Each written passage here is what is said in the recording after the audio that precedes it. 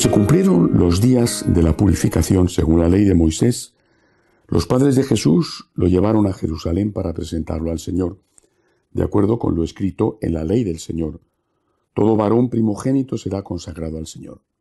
Y para entregar la oblación, como dice la ley del Señor, un par de tórtolas o 2 pichones. Había entonces en Jerusalén un hombre llamado Simeón, hombre justo y piadoso, que aguardaba el consuelo de Israel, y el Espíritu Santo estaba con él. Le había sido revelado por el Espíritu Santo que no vería la muerte antes de ver al Mesías del Señor. Impulsado por el Espíritu, fue al templo. Y cuando entraban con el niño Jesús, sus padres, para cumplir con él lo acostumbrado según la ley, Simeón lo tomó en brazos y bendijo a Dios diciendo: Ahora, Señor, según tu promesa, puedes dejar a tu siervo irse en paz, porque mis ojos han visto a tu Salvador, a quien has presentado ante todos los pueblos, luz para alumbrar a las naciones y gloria de tu pueblo Israel. Su padre y su madre estaban admirados por lo que se decía del niño. Simeón los bendijo y dijo a María su madre: Este ha sido puesto para que muchos en Israel caigan y se levanten, y será como un signo de contradicción, y a ti misma una espada te traspasará el alma, para que se pongan de manifiesto los pensamientos de muchos corazones. Había también una profetisa, Ana, hija de Fanuel de la tribu de Aser, ya muy avanzada en años. De joven había vivido 7 años casada y luego viuda hasta los 84. No se apartaba del templo, sirviendo a Dios con ayunos y oraciones noche y día. Presentándose en aquel momento, alababa también a Dios y hablaba del niño a todos los que aguardaban la liberación de Jerusalén. Y cuando cumplieron todo lo que prescribía la ley del Señor, se volvieron a Galilea, a su ciudad de Nazaret. El niño, por su parte, iba creciendo y robusteciéndose, lleno de sabiduría, y la gracia de Dios estaba con él. Palabra del Señor.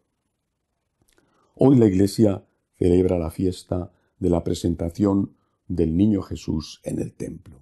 Es un día para rezar de una forma especial por la santificación de los consagrados, religiosos, religiosas, miembros de los institutos seculares, y también podemos incluir en los consagrados a los laicos consagrados, por ejemplo, los laicos consagrados de los franciscanos de María.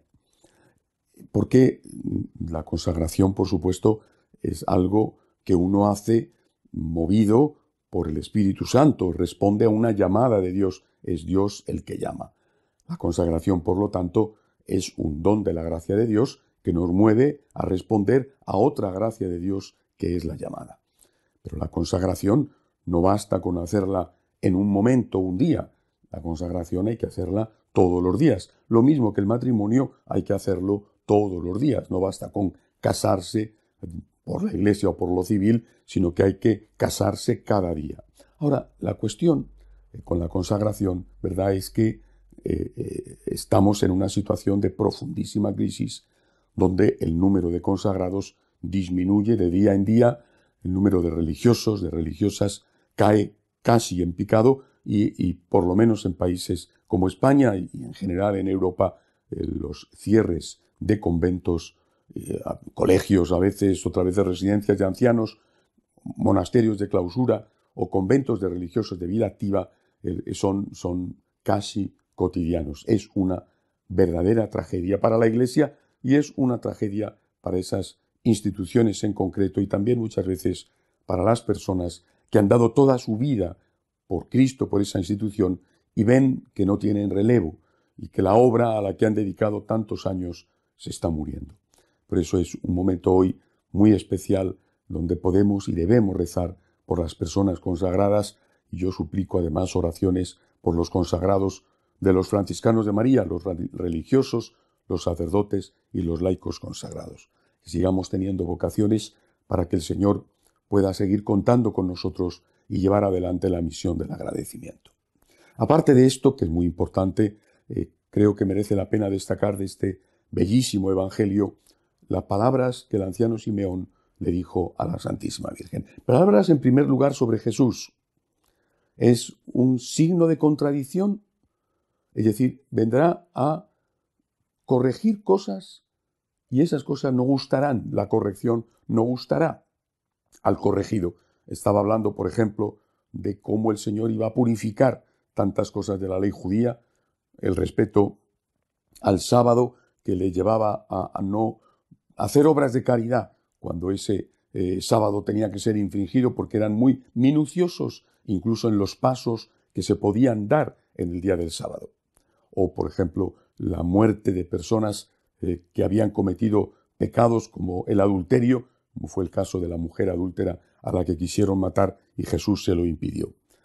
Pero no solamente eso, yo pienso que también cuando Simeón dice lo de que pondrá al descubierto lo que hay escondido en los corazones, quizás se estaba refiriendo a lo que está pasando en nuestra época.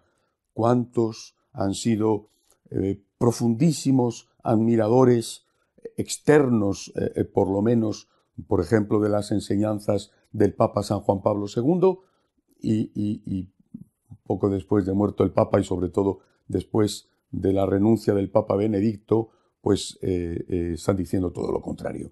Eso es algo que sorprende, o no tenían ningún sentimiento de admiración y simplemente eran hipócritas que ocultaban lo que sentían, lo que estaba en sus corazones, o tienen una gran facilidad para cambiar de opinión, es decir, lo que en España llamamos para cambiar de chaqueta. Eso en España tiene un nombre propio que en una homilía no lo voy a decir. Ahora bien, sirve para poner de manifiesto lo que de verdad había en esos corazones. Personas que estaban con uno y que se olvidan de él. Personas que aplaudían a rabiar y que después dicen, como aquella noche triste, dijo San Pedro, no le conozco. Pero además de eso, también también Simeón le dice a la Virgen que a ella una espada de dolor le atravesará el alma. El verdadero amor siempre va unido al sufrimiento. Una madre, un padre, sabe lo que es el verdadero amor, porque no solamente está con su hijo, con su hija, cuando las cosas van bien, sino que está con su hijo cuando las cosas van mal. Muchas veces vemos cómo las mejores relaciones que se emprendieron con entusiasmo, con el mejor sentimiento, por ejemplo, el matrimonio en muchos casos fracasa, y esos hijos divorciados, o por lo menos separados temporalmente, tienen que regresar a casa de sus padres, donde siempre hay un hueco para ellos, en la casa y por supuesto en el corazón. El amor verdadero es un amor que implica siempre una dosis de sufrimiento, porque el amor verdadero es generosidad, es salir de ti, es pensar en el bien del otro antes que en el propio, y eso significa siempre una dosis de sufrimiento, también de gran alegría, también del goce de ayudar al ser amado, aunque suponga ese sufrimiento, ese costo, pero implica sufrimiento. Si tuviéramos presente esto a la hora de establecer relaciones, por ejemplo, matrimoniales, si tuviéramos presente que no es una cuestión solo de amor mientras dura el buen sentimiento, sino que también hay que perseverar cuando llegan los momentos difíciles, como de hecho se dice en la boda, seguramente muchos matrimonios serían más duraderos, más estables. Digámosle nosotros a Jesús como María, con tu gracia, porque sin ella no puedo hacer el bien, con tu gracia, Señor, como la Virgen, con tu gracia como María, quiero estar a tu lado, en lo bueno y en lo malo, en la alegría y en el sufrimiento. Y si una espada de dolor te atraviesa a ti, yo quiero que también me atraviese a mí. Si te coronan de espinas, que alguna, Señor, aunque soy muy débil y tengo mucho miedo, que alguna, Señor, también hiera mi cabeza y mi frente. Que Dios nos ayude a ser fieles, como siempre lo fue la Santísima Virgen María. Que así sea.